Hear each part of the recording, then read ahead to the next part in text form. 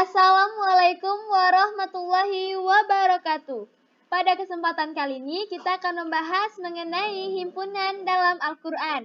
Bersama saya, Citra Mayangsari dari Program Studi Pendidikan Matematika UIN Suskariau.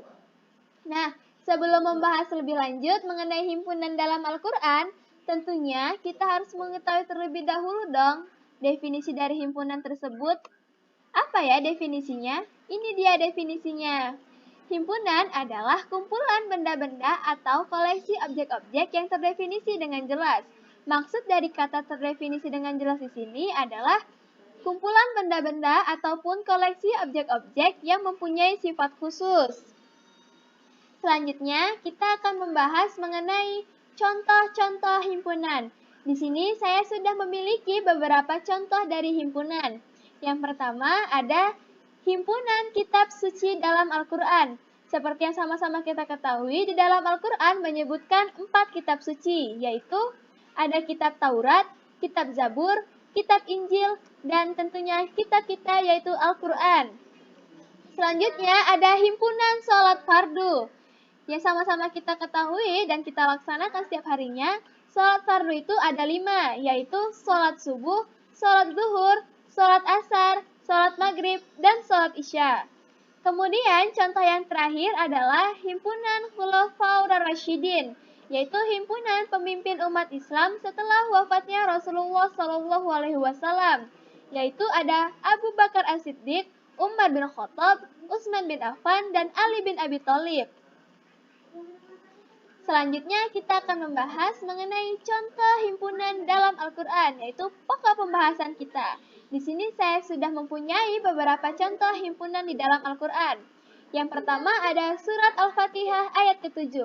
Teman-teman pastinya udah gak asing lagi dong yang namanya surat Al-Fatihah itu.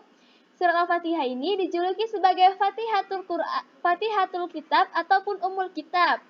Ini dia bunyi dari surat Al-Fatihah ayat ke-7. A'udzu billahi minasy syaithanir rajim. Bismillahirrahmanirrahim. Siratal ladzina an'amta 'alaihim ghairil maghdubi 'alaihim waladdallin. Yang memiliki arti yaitu jalan orang-orang yang telah Engkau beri nikmat kepada mereka, bukan jalan mereka yang dimurkai dan bukan pula jalan mereka yang sesat. Nah, teman-teman, di sini kita telah mendapatkan 3 golongan ataupun 3 himpunan, yaitu golongan orang-orang yang diberi nikmat, golongan orang-orang yang dimurkai, dan golongan orang-orang yang sesat. Dari 3 jenis himpunan ini kita bisa membuat sebuah diagram Venn.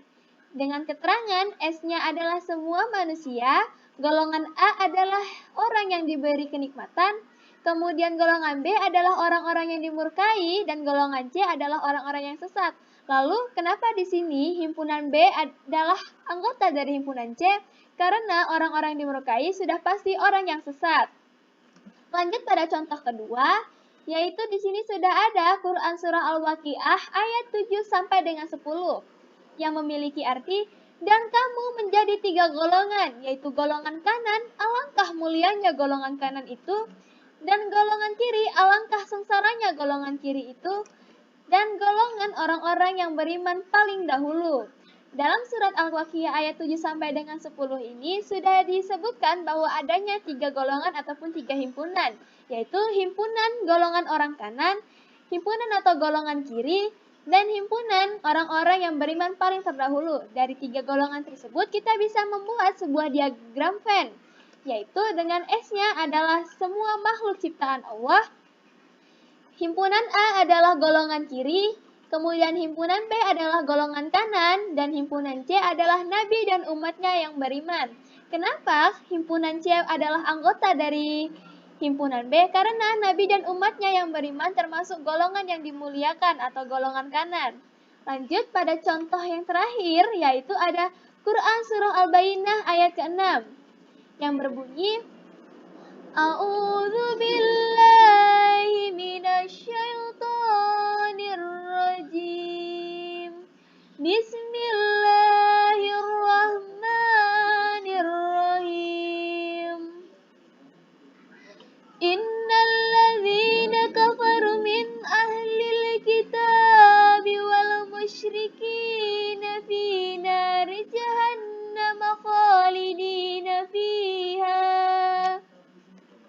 ulaika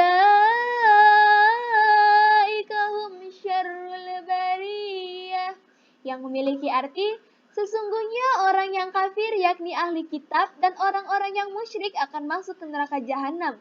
Mereka kekal di dalamnya, mereka itu adalah seburuk-buruknya makhluk. Nah, dari surat Al-Baqarah ayat ke-6 ini kita bisa mendapatkan dua golongan ataupun dua himpunan, yaitu himpunan dari ahli kitab dan himpunan orang-orang yang musyrik. Dari dua himpunan ini kita bisa membuat sebuah diagram Venn, yaitu dengan S-nya adalah semua manusia, himpunan A adalah ahli kitab dan himpunan B adalah musyrik, sedangkan himpunan C adalah orang kafir yang sesat. C-nya itu adalah A irisan B. Sekian penjelasan dari saya, semoga bermanfaat dan yang pastinya masih banyak lagi contoh-contoh himpunan di dalam Al-Quran. Assalamualaikum warahmatullahi wabarakatuh.